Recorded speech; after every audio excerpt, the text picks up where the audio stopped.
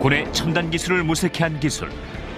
비행기의 외형과 구성 요소들을 조합해서 레이더에 포착되지 않도록 한 기술. 높은 하늘에 적용된 이 첨단 기술은 이제 땅을 향해 내려와서 바다의 군함에도 적용됐다.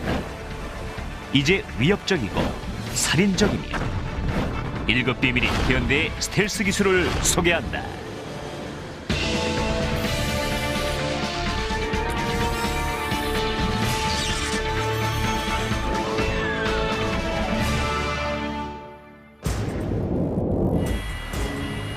매끈한 몸매, 치명적이면서 강력한 FA-21 랩터는 스텔스 기술의 새 장을 열고 있으며 1990년대 이후 공중전의 양상을 바꾼 혁신적인 개념이 됐다.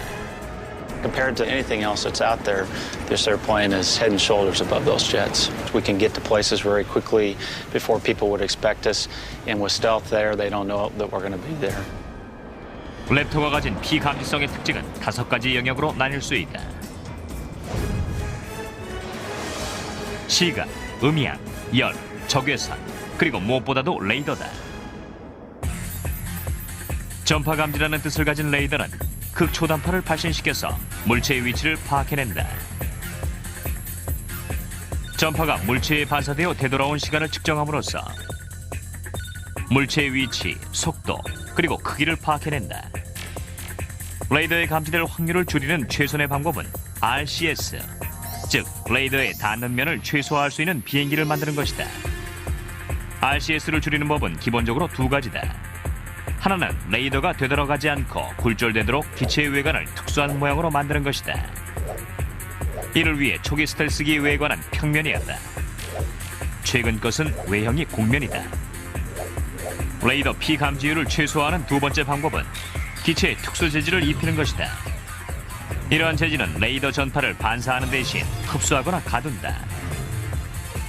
이 레이더 흡수 재질의 구성 물질인 램은 군사 기밀이다. 스텔스 기술은 FA-22 랩터에 와서 성년기에 달했다. 록히드 마틴과 보잉, 그리고 플랫 앤 윈니의 합작으로 만들어진 이 비행기는 총 길이가 18.8m, 날개 폭이 14.4m다.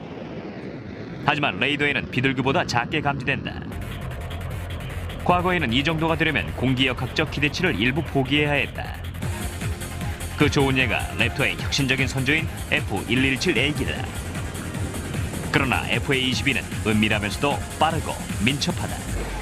If you compare the FA-22 to a 117, you'll notice that ours is very smooth, curved shapes, and basically where that helps us is in the aerodynamic capabilities of the airplane.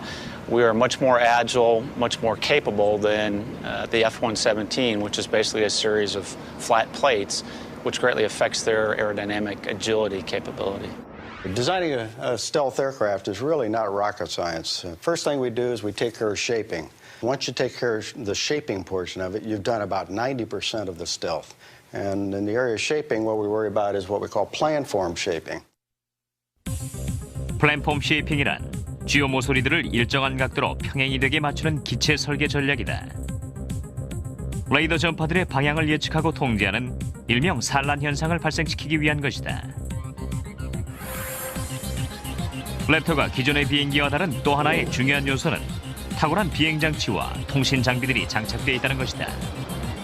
랩터에는 이러한 장치들이 기체와 한 몸으로 통합되어 있다.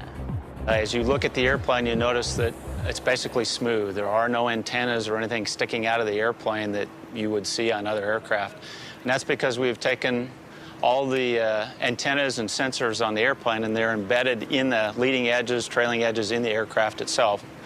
You can see right here, this large panel is actually our UHF radio antenna. There's one on the bottom here, there's one on top of the wing. If you were to look at an F-15 or F-16, you'd see a blade antenna, and that's what they're using, where ours are smooth like this.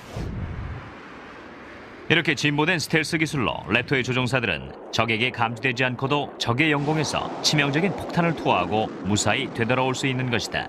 The reason we carry all the weapons internal is for stealth reasons. With everything internal of the airplane, you don't have an increased radar cross-section, so people can't see you as well. And when it comes time to employ the weapon, the doors open quickly, the missile is released, and then the doors close back up to put us back in that stealthy configuration, so people can't see us. 기체에 직선이나 이음매가 있으면 레이더를 쉽게 반사하기 때문에 무기 저장실, 이 착륙 바퀴, 출입문 등 랩터에 있는 모든 문은 모서리가 톱니 모양이다. 랩터의 조종실 덮개 또한 스텔스를 위해 설계됐다. 기존의 덮개는 레이더가 통과해서 조종실 내부와 조종사를 감지할 수 있다. 이런 문제로 인해 기존의 스텔스기에서는 조종사의 시야를 최소화해야 했다. 그러나 랩터에서는 3.3m의 긴 덮개를 채용해서 조종사의 시야를 360도 확보할 수 있다.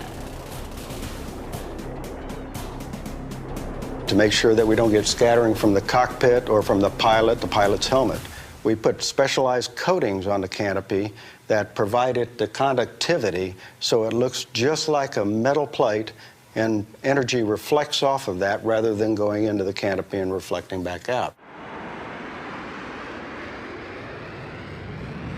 랩터에는 스텔스 기술과 함께 슈퍼크루즈라는 진보된 추진 시스템이 있다.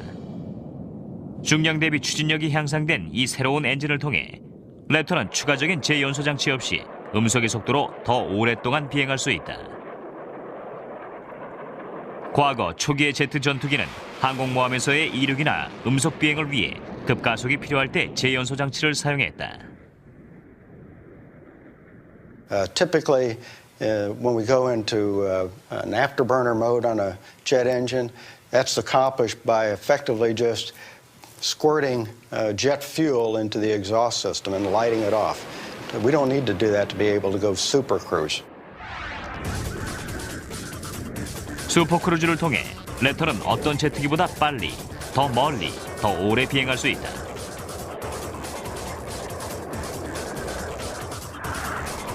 기존 항공기가 제연소 장치를 연속 사용할 수 있는 최장 시간은 15분이다. 하지만 랩터는 슈퍼크루즈 모드를 거의 30분간 유지할 수 있다. A lot more sustainment, a lot more speed on the battlefield over a longer period of time. Between stealth and super cruise, we have the ability of surprise, or the capability of surprise. People don't know we're there, and we can get there very quickly, and they just don't have the time to react to what we're doing. 조종사들은 이곳 랩터의 둥지에서 FA-22의 전투력을 맛볼 수 있다. 이 모의 조종실에서는 스텔스 기술의 이점을 체험할 수 있다. We're going to fly a practice mission here to give you an idea of what the FA-22 is capable of doing. We're at 40,000 feet right now. 랩터의 정확한 레이더 신호는 극비다. 따라서 화면상의 수치는 가상 정보다. We've got the own ship, the FA-22, right here in the middle of this defensive display with this blue notional signature ring around it. That indicates that the airplane is a stealthy airplane. 스위치를 올리자 감지 신호가 달라졌다. 스텔스 기능을 끄자 레이더 신호가 2배 이상 커진 것이다. 스텔스 모드에서의 랩터는 적에게 감지되기 전에 적진 속에 침투해서 목표를 파괴하고 복귀할 수 있다. 설령 적 전투기를 만나더라도 조종사는 먼저 보고, 먼저 쏘고, 먼저 죽일 수 있는 랩터의 민첩성과 무기들에 의지할 수 있다. And we can rule the day as an air dominance fighter in this century. This is a fighter pilot's dream. 레이더에 대응하기 위한 노력의 시작은 제2차 대전과 영국 전투까지 거슬러 올라간다. 1940년 나치는 유럽을 지배할 준비를 했다. 히틀러의 유일한 걸림돌은 영국 공군이었다. 그러나 영국 공군의 규모는 독일 공군 루프트바페의 10분의 1에 불과했다. 거의 3개월 동안 영국 공군과 루프트바페는 영국 영공의 제공권을 놓고 매일 전투를 벌였다. 독일은 전투기와 조종사에 있어서 수적인 우위에 있었지만 기술에 있어서는 영국이 앞서 있었다. 루프트바페의 총사령관 헤르만 괴링은 영국 공군이 항상 좋은 방어 위치를 선점하는 것 같아 이상하게 여겼다. 그러나 그 비법은 바로 레이더였다. 영국 공군은 루프트바페가 언제 어디로 공격할지를 미리 알았던 것이다. 공습편대의 규모와 속도까지 파악했기에 즉각 대응할 수 있었던 것이다. 영국 하늘을 점령하지 못한 히틀러는 영국 침공을 포기했다.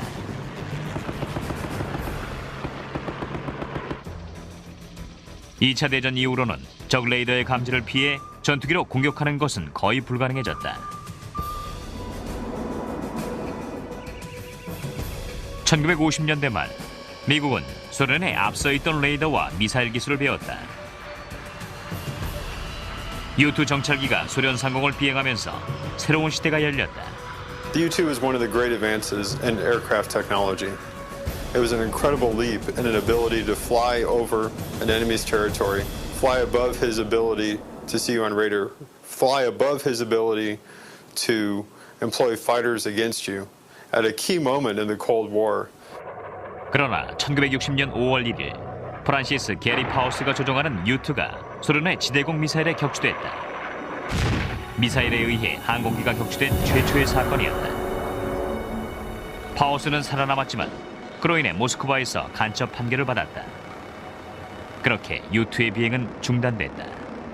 Two things I think really precipitated us to really go after stealth as a matter of national priority, and that was the downing of the U-2s and the realization that the penetrating bombers that we had could no longer penetrate the critical Soviet Union airspace.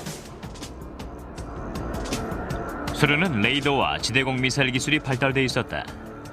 그로 인해 미 전략 공군사령부, 즉 SAC는 주요 임무를 수행하기가 더욱 어려웠다. 그 임무란 소련 영공을 침투해서 안쪽에 있는 군 목표물에 접근하는 것이었다.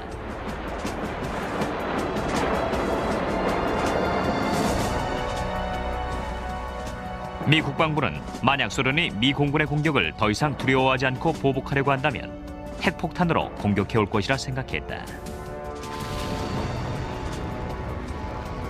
소련의 레이더 방어를 무력화시키고 힘의 균형을 이루게 해줄 전술과 전투기 개발이 미국의 최우선 과제가 됐다.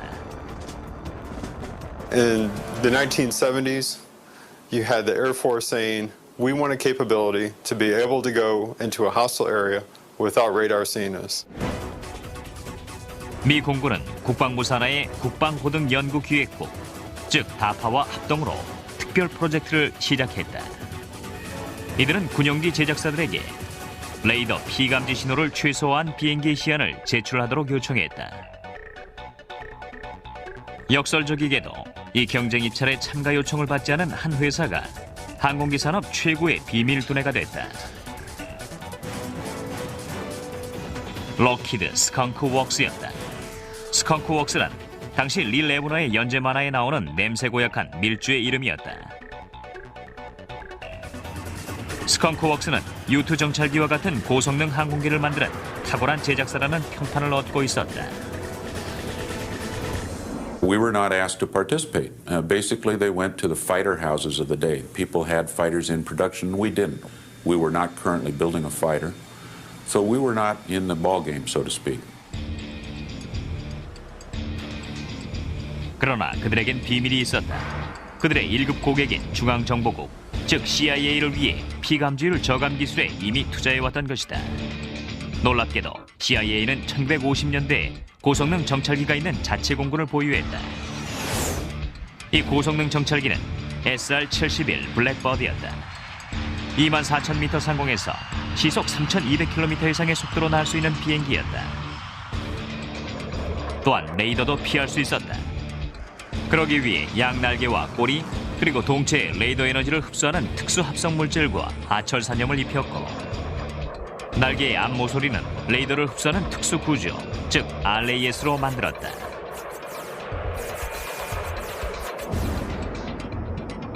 스컹크 웍스에게는 블랙버드의 설계도가 CIA의 자산으로 기밀이라는 점이 문제였다.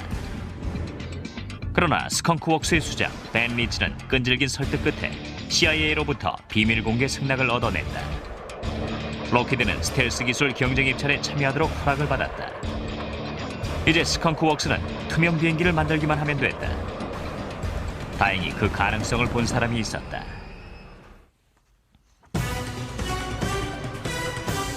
티타늄 기체만큼이나 검은 비밀 속에 탄생된 혁신적인 항공기를 통해 스텔스 기술의 진보가 시작됐다.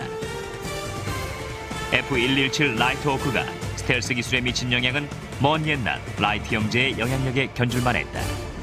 From a historical standpoint, people are going to look back on the F-117, and it will certainly be a milestone. And it's just amazing to me that the thing was designed over 30 years ago, and it is still, bar none, the best out there at what it does. And you need somebody to go in and provide precision munitions. There's nobody else to call, in my opinion, other than the F-117. 록히드 스컹크웍스가 개발한 F117은 실전에서 실험된 최초의 스텔스기였다. 1989년 12월 19일 나이트호크 8대가 파나마를 침공하는 일명 대의명분 작전에 참가했다. 그러나 이 전투기에 대중이 주목하게 된 작전은 1991년의 사막의 폭풍이었다.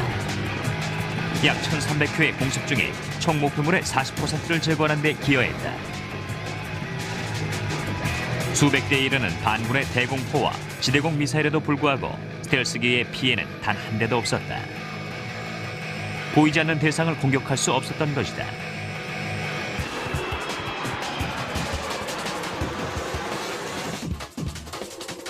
조셉 설라타 중령은 사우디아라비아에서 제37 전투기 항공단 나이트 스토커 비행중대를 지휘하고 있었다. 그는 F117기 편대와 함께 첫 바그다드 공격에 나섰다. We sort of believed in stealth technology, but we hadn't really proven it at the time. I mean, we had done it in radar tests and so forth, but never in actual combat when there were actual bullets flying at you. So there was probably just a little bit of nervousness there until we saw what happened on the first night, and we saw how successful we really could be, and saw that the Skunk Works really did design a great stealth airplane. F117 편대는 사담 후세인의 주요 지휘센터들과 조직적인 방공 시스템 그리고 주요 통신 시설들을 파괴했다. 단 하룻밤 만에 검은 전투기들은 이라크의 전투 수행 수단을 거의 모두 제거했다. We had mission success rates that were unprecedented. You could almost guarantee that a target was going to be taken out by a stealth as long as we didn't have problems with weather or maintenance on our aircraft or something like that. As long as we got to the target, we had a very high success rate of killing that target. 이 신비한 검은 전투기는 전 세계 군수 내부와 정부에 큰 파장을 불러일으켰다. 세계의 모든 레이더 시스템이 스텔스 앞에선 무용지물이기 때문이었다. This really changes the nature of warfare. To be able to go into a foreign country, be able to destroy a target without them even knowing you're there until the target's destroyed. They didn't know we destroyed those targets. They didn't know these planes were in country until there was smoke over Baghdad. 12년 후 이라크의 자유작전에서 F117은 또다시 하늘을 제패했다. As far as what was it like to fly the stealth in Operation Iraqi Freedom, well, I'll be honest, I was a little bit nervous the first night. And so you rely on your training, and everything just kind of starts to flow, just like a normal type of sortie. Throughout that whole campaign of over 100 sorties and 500 or 600 hours of flying, aircraft never took a scratch, and we were able to have about a 92% hit rate. Every combat mission that I flew in OIF, I never felt like I was being tracked, and I think from that standpoint, LO paid for itself right there. You can get in there and get out and get your job done. F117의 실전에서의 성공은 모든 피감지율 저감 기술의 기준이 되었다. 이러한 비행기의 기원은 미 국방부가 군용기 제작사들에게 레이더 피감지율을 낮춘 전투기 설계를 요청했던 70년대 초로 거슬러 올라간다. 가장 탁월한 설계안을 낸 제작사가 암호명 해브블루라는 시연 비행기 제작 계약을 따른 것이었다. 1975년 데니스 오버홀즈는 전자기적인 문제를 전문적으로 다루는 36세의 소프트웨어 설계자였다. 5월 초 스컹크웍스의 프로젝트 책임자 딕 슈러가 그에게 흥미로운 문제 해결을 요청했다. Dick Shearer then asked me, how should we shape an airplane to make it invisible? And I says, well, it's rather straightforward from a radar cross-section viewpoint. I says, you just make it out of a lot of flat panels, you tilt the flat panels over, and you sweep the edges on the panels, and you put this together with a bunch of these flat panels. Well, Dick said, "You've got to be kidding me," he said. "Nobody says that." I said, "Well, you asked." 오버홀저는 에코1이라는 소프트웨어를 개발했다. 이것은 비행기의 각 표면에 부딪히는 레이더나 전자기파가 어떻게 산란되는지를 계산하는 프로그램이었다. 1년쯤 후 스텔스 기술은 오버홀저의 스승이자 전 스컹크웍스의 수학자였던 빌 슈레더에 의해 더욱 진보됐다. 그는 잘 알려지지 않은 러시아 물리학자 표트로 유핌세프가 15년 전에 쓴 과학 논문을 우연히 보게 됐다. 논문의 내용은 기하학적 형상이 전자기파를 산란시킬 때 그 방향을 예측하는 방법에 관한 것이었다. 스컹크웍스에게 그것은 스텔스의 핵심 기술이었다. 바로 F117을 만들 수 있는 설계 원리를 얻은 것이었다. The aircraft was designed 30 years ago by Lockheed Martin in the late 70s. And what they utilized was a type of stealth technology called a faceted shape design. And what that does is confuses any kind of a radar signal. And consequently, we're able to maintain, for the most part, invisible against anybody that may be trying to detect our presence out there. 유핌세프의 논문은 스텔스기 평면 설계에 대한 스컹크웍스의 계획을 가속화했다. 이론적으로 가능해 보였고 이제 남은 과제는 어떻게 날도록 할 것인가였다. 최근 들어 실험용 스텔스 비행기가 비밀리에 탄생됐다. 2002년 10월 보잉사는 1992년부터 1999년까지 진행됐던 1급 비밀 프로젝트인 버드 오브 프레이를 공개했다. 당시 실험 단계였던 이 기술은 지금 표준이 됐다. 최근에 공개된 두 개의 1급 비밀 프로젝트로는 스텔스 헬기인 RAH-66 코만치와 무인 정찰기인 다크스타가 있다. 그러나 어떠한 항공기도 F117만큼 극비리에 개발된 것은 없었다. 스텔스 기술에 주력했던 70년대 중반, 록히드 마틴은 야심찬 설계에 돈을 투자했다. 스컹크웍스의 디자이너들은 모든 면이 평면인 비행기의 모형을 제작했다. 이 비행기를 위에서 보면 화살촉 또는 4개의 면이 비스듬히 깎인 다이아몬드를 닮아 있다.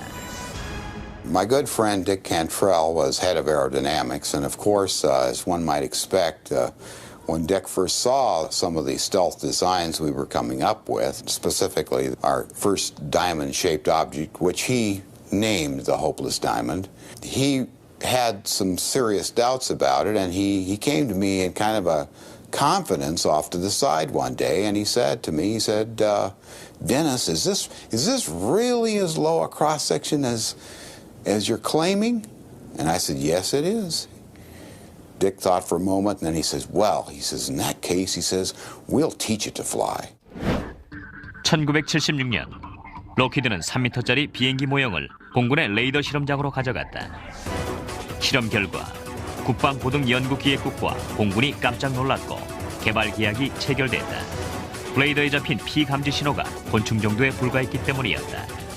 The results were dramatic, to say the least. Two things happened immediately.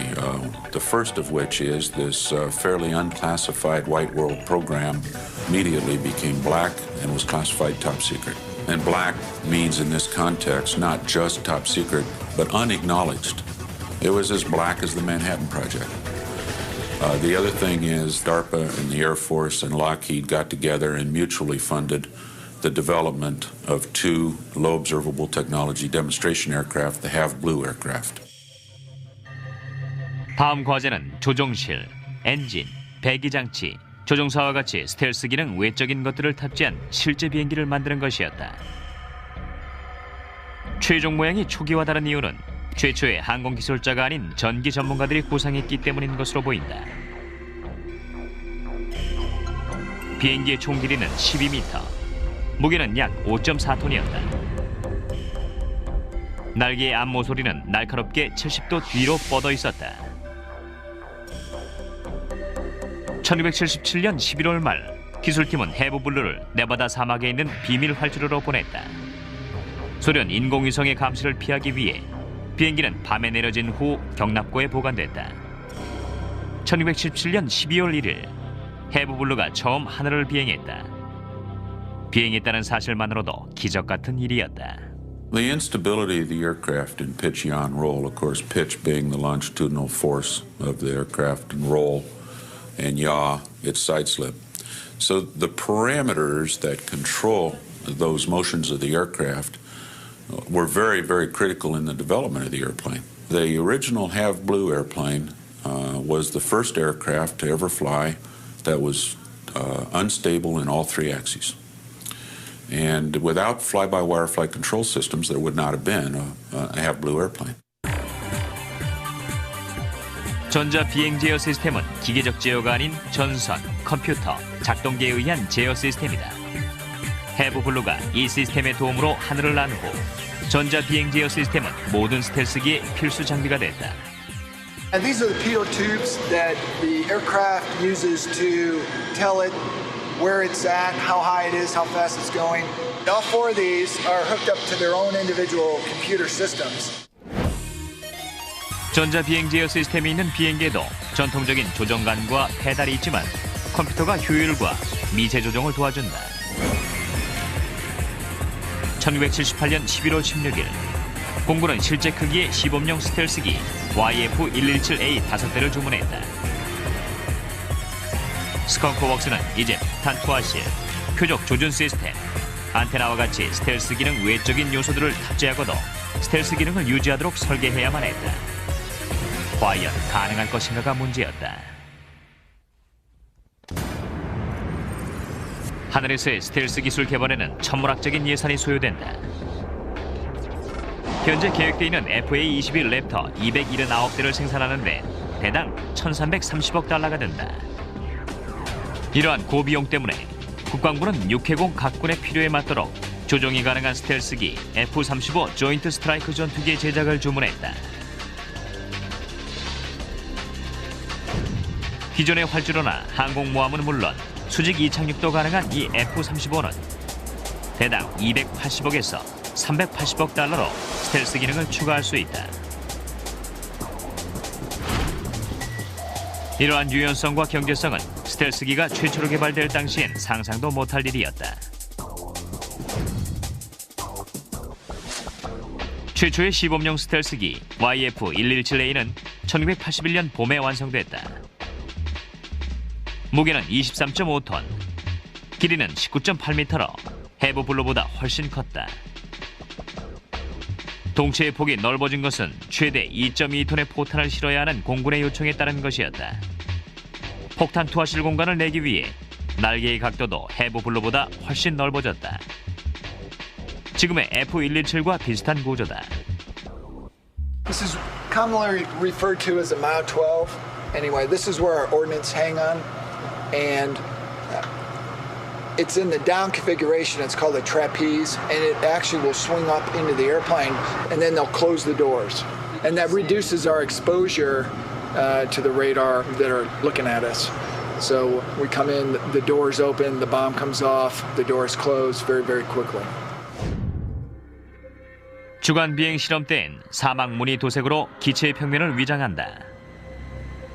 공군은 스텔스기를 야간용으로 쓰기 위해 앞으로는 모두 검은색으로 도색해달라고 요청했다. The F-117 is designed and has operated at night. This goes back to the black world origins of the F-117 and continues to this day. It is a night fighter. It proved that stealth technology does work. The F-117 is an incredible aircraft that has far exceeded any expectations. 공군이 29대를 주문했다. 결국 록히드는 59대의 F-117을 대당 426억 달러를 들여 제작하게 된다.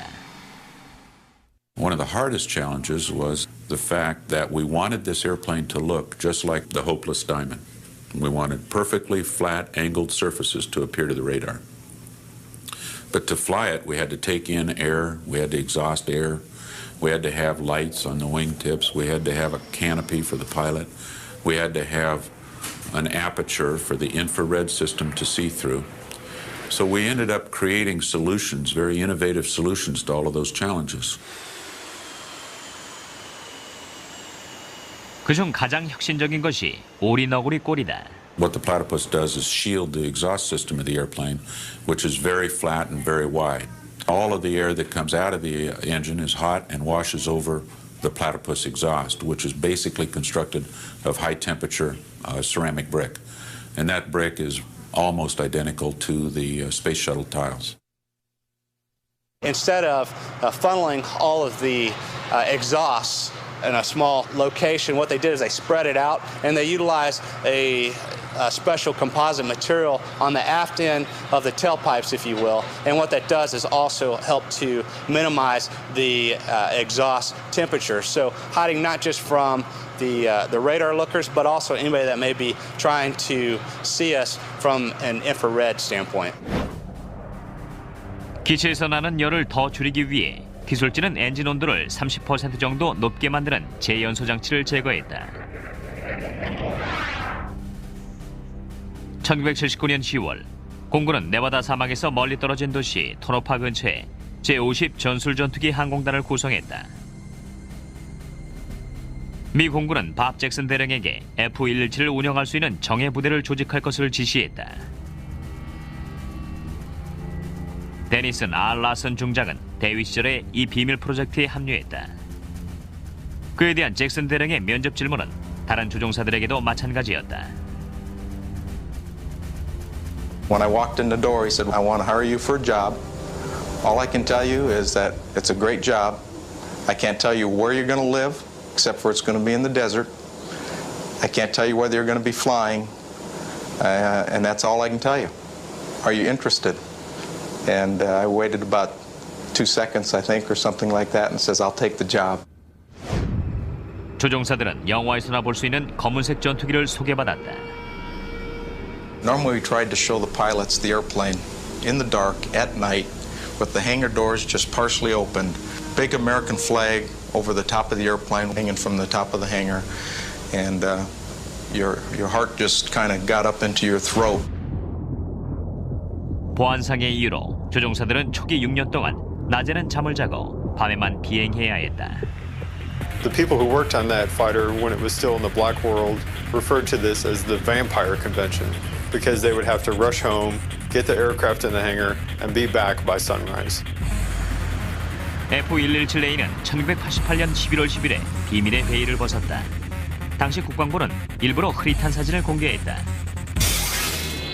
12일 후 대중은 또 다른 1급 비밀 스텔스기였던 B-2 폭격기의 모습을 처음 보게 됐다.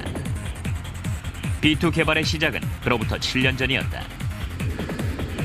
1981년에 개발이 시작된 것은 장거리 비행이 가능하며 큰 짐을 싣고 적 방공 시스템을 뚫을 수 있는 비행기 제작 경쟁 입찰을 노드롭사가 따내면서부터였다.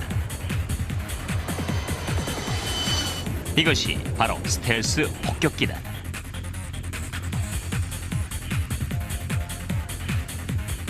(10여) 년간의 컴퓨터 기술 발달 덕분에 F-117과 같은 평면이 아닌 공면에 대한 UPIMS-F의 계산 결과를 예측할 수 있게 됐다. 스텔스 폭격기의 외형은 부드러운 공면이다. 더욱 공기역학적인 형태로 인해 B-2의 수송력은 커졌고 저항은 작아지면서 18톤의 폭탄을 싣고 11,000km를 날아야 하는 장거리형 비행기로서의 성능이 향상됐다. The F-117A could employ 2 weapons against a precision target anywhere in the world at any time. The B-2 is the next generation of that. And you've gone from being able to destroy 2 targets to destroying up to 16 targets at one time. 노드롭서의 설계 특징인 커다란 비행 날개는 전설적인 회사 창립자 잭 노드롭이 30년 전에 고안한 공기역학적 개념이다. 1940년대 말 노드롭은 거대한 4개 엔진을 단 폭격기 B-35와 제트 추진의 YB-49를 제작한 바 있다. 그러나 당시의 제어 시스템이 폭탄 거치대로서의 날개를 안정적으로 제어하지 못해 정부가 관심을 두지 않았다.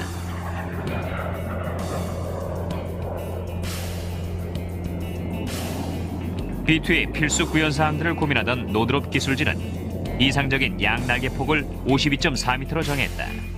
과거 잭 노드롭의 날개 폭과 같은 수치다.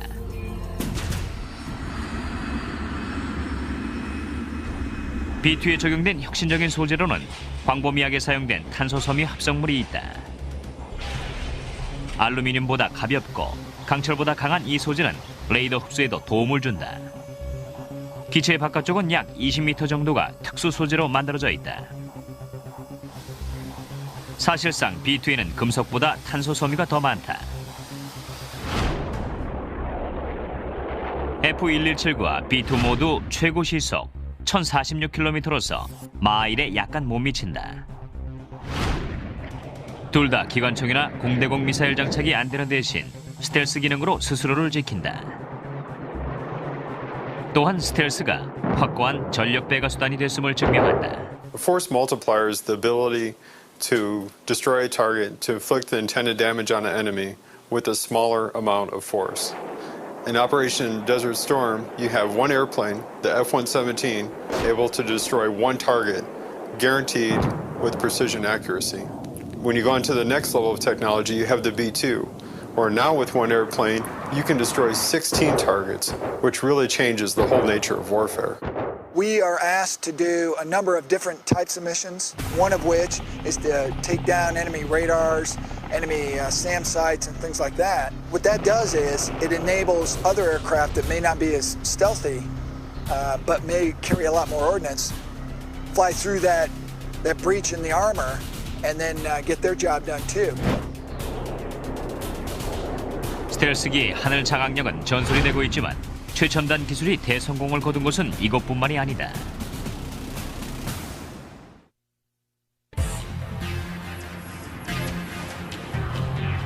F117이 여전히 급기였던 1980년대 중반, 스텔스 기능을 가진 최초의 배가 탄생됐다. 이것이 시시에도우다. 해군의 시스템 사령부를 위해 록히드 마틴이 만든 이 배의 레이더 피감지 신호는 나룻배 정도에 불과했다. One of the most characteristic things about this ship is its faceted hull. Everything is at an angle. Nothing presents a flat, broadside view anywhere. 시시에도우는 바다에서 움직이기 때문에 레이더뿐만 아니라 제2의 감지 시스템인 소나에도 대비해야 한다. 음파 탐지기라는 뜻의 소나는 물을 통해 음파를 전달한다. 음파가 장애물을 만나면 반사되어 음파 발신부로 되돌아오고, 소나는 음파가 되돌아오는 시간을 측정해서 거리를 계산한다.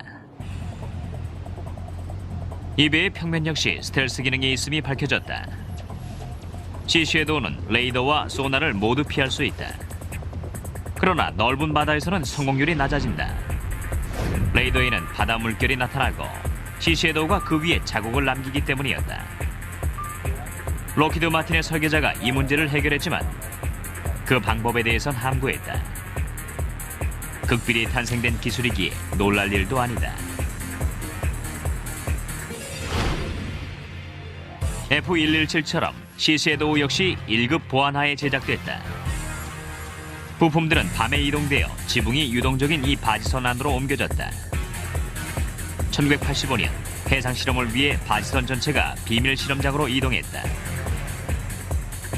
이 바지선은 지금도 시시에도우의 집이며 샌디에고의 해군 본부에 정박해 있다. Sea Shadow is what's commonly referred to as a swath hull design. SWATH stands for Small Waterplane Area Twin Hull Vessel. 시시에도우의 선체 모양은 스텔스 기술의 핵심이다.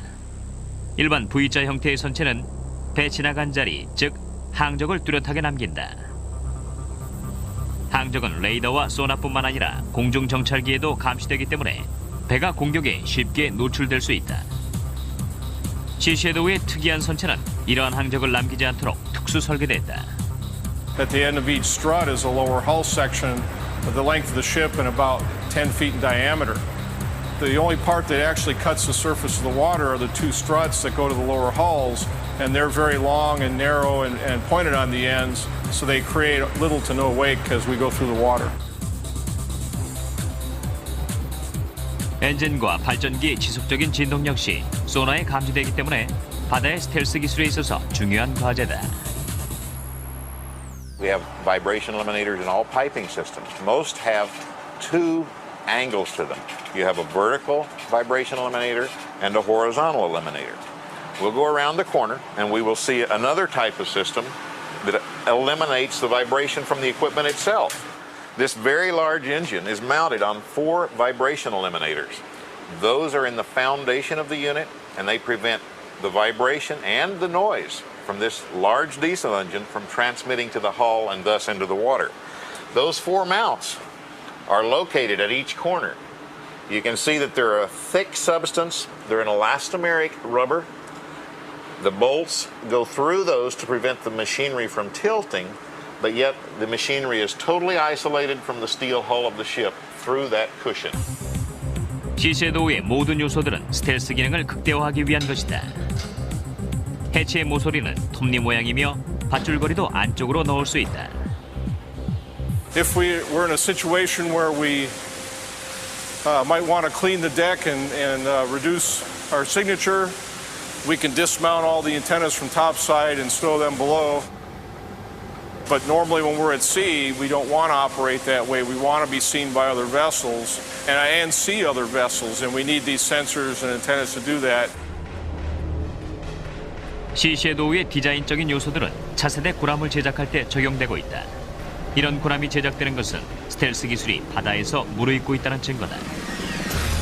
Some of the technology that I know is carried over is its faceted hull, and you'll see that now in DDG-51 Arleigh Burke-class destroyers, the LPD-17, very clean superstructures, some gentle angles to the ships. A lot of that has been derived from the testing that was done on Sea Shadow. 해상 전투에 미치는 스텔스의 파급 효과가 하늘만큼 대단할지는 두고 봐야 한다. 바다와 하늘에서 스텔스 기술은 상상을 초월한 진보를 할 수도 있다. The continual research and development of stealth technology is absolutely essential. We've almost developed a level of complacency because we've been so good for so long. We've had the best aircraft in the world, but you have to continue to work to have that. When we go to war, we don't want to go to war with somebody who has a near capability to us or even an equal capability. We want to have overwhelming power. We want to have air dominance, and stealth technology is essential to that. I think it's important that research and development, places like the Skunk Works, continue to reach out, continue to take risk, and sometimes fail. And I think the real issue today is we have become such a risk-averse society. Failure is just not accepted. That by virtue of not taking those risks, we are not going to discover the next technologies that need to be discovered to truly make our force affordable and invincible. 우린 F-117의 첫 비행 후 10여 년 동안 볼 수 없었다. 어떤 스텔스 기술이 더 적용됐는지는 아무도 모른다.